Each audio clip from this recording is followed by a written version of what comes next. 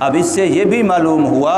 کہ بیٹی والے کو بھی جب جوڑ کا مناسب رشتہ مل جائے تو وہ اس بات کا انتظار نہ کرے کہ وہ آ کر کے مجھے کہیں گے تو پھر میں سوچوں گا، پھر میں ہاں کروں گا۔ اگر وہ آ کے نہیں کہتے تو میں پہلے کیسے جا کے کہوں؟ یہ میرے لیے آر ہے، عیب ہے۔ تو ایسی کوئی بات نہیں ہے۔ جب زندگی کا جوڑ صحیح بچی کے لیے مل رہا ہے تو پھر بچی والا بھی پہل کر سکتا ہے، بچی والا بھی ان کو کہہ سکتا ہے کہ بھی میرا یہ ارادہ ہے، میں یوں چاہتا ہوں۔ تو حضرت شعیب علیہ الصلاۃ والسلام خود فرما رہے ہیں قال انی ارید ان انکحک، میں چاہتا ہوں یہ کہ میں آپ کا نکاح کر دوں اپنی انہی 2 بچیوں میں سے ایک کا۔ اب یہاں ایک جملہ یہ بھی دیکھنے کا ہے، غور کرنے کا ہے، اگرچہ فقہا کے ہاں یہ مسئلہ مختلف فی ہے کہ ایک بچی عاقل بالغ ہے تو اس کا نکاح اس کا والد کر رہا ہے، اپنی طرف نسبت کی، ان کہا میں نکاح کر دوں۔ یہ نہیں کہا کہ میری بچی آپ سے نکاح کرنا چاہتی ہے،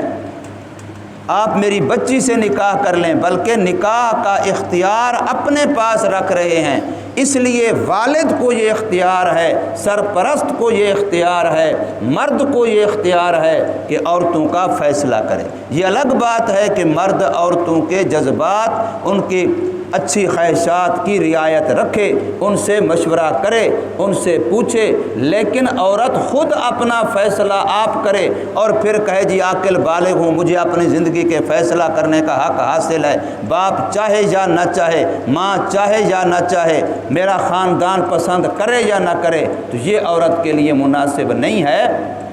یہ الگ بات ہے کہ عاقل بالغ عورت نے اگر باپ، بھائی، سرپرست رشتہ داروں کی اجازت یا مشورے کے بغیر بھی کہیں اپنا نکاح خود اپنی مصلحت سمجھتے ہوئے کر لیا تو ہو جائے گا یا نہیں ہوگا یہ الگ بات ہے۔ سرکار مدینہ صلی اللہ علیہ وسلم جہاں اجازت دے رہے ہیں کہ ایسی بچی کو اجازت ہے تو وہاں حضور صلی اللہ علیہ وسلم یہ بھی فرما رہے ہیں کہ جس بچی نے ایسا نکاح کیا فنکاحها باطل فنکاحها باطل، حضور نے 3 دفعہ ایک ہی مجلس میں ارشاد فرمایا۔ اس لیے حنفی یعنی ہم امام ابو حنیفہ رحمہ اللہ ہمارے، ان کا خیال تو یہ ہے کہ نکاح ہو جاتا ہے، لیکن باقی تینوں امام کہتے ہیں کہ بچی کا نکاح چاہے وہ عاقل بالغ بھی ہو، وہ اگر اپنے والدین سرپرستوں کی اجازت کے بغیر کرے گی، ان کی مرضی سے ہٹ کے کرے گی، سرے سے نکاح ہوتا ہی نہیں ہے۔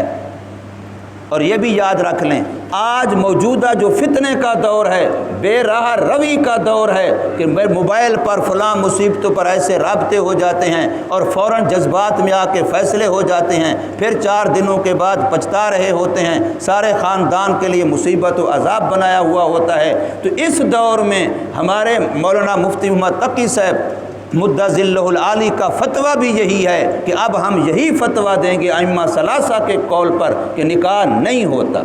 سرے سے ہوتا ہی نہیں ہے۔ کوئی بچی یہ مت سمجھے کہ میں کورٹ میرج کر لوں گی، لو میرج کر لوں گی، میرا نکاح ہو گیا۔ آج کل فتویٰ یہی ہے، چونکہ بے راہ روی کا زمانہ ہے اور انتہا درجے کی گویا کہ آوارگی کا زمانہ ہو گیا ہے۔ ناک کٹتی ہے تو ماں باپ کی، خاندان کی، بچی کو کیا پرواہ ہے، وہ تو 2 منٹ کسی کے ساتھ بات ہوئی تو جیسے مشہور ہے کہ عورت کی عقل تو پاؤں کی ایڑھی کے اندر ہے، وہ فوراً ہی کسی کے ساتھ فیصلہ کر لیتی ہے، بعد میں پھر پچھتا رہے ہوتے ہیں۔ اکثر ایسی شادیوں کا انجام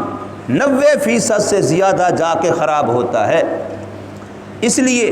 آج کل کے زمانے میں ہم نے یہی فتویٰ دیا ہے کہ اب اگر کوئی بچی اپنے پورے خاندان کی مرضی کے بغیر بالکل تنے تنہا گھر سے جیسے بھاگ کے چلی جاتی ہیں ایسا نکاح کرے گی، جائے کہ وہ عاقل بالغ ہو، پھر بھی اس کا نکاح ہم شرعاً تسلیم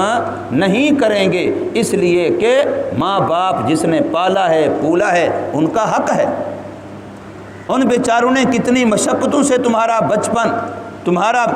ماں کی گود سے لے کر کے جوانی تک کیا انہوں نے تمہارے لیے جتن کیے ہیں، بیچاروں نے آج پرواہ ہی نہیں ہے، اپنے فیصلے خود کیے جا رہے ہیں۔ یہ الگ بات ہے، ماں باپ کو چاہیے کہ اولاد کے جذبات و احساسات کا خیال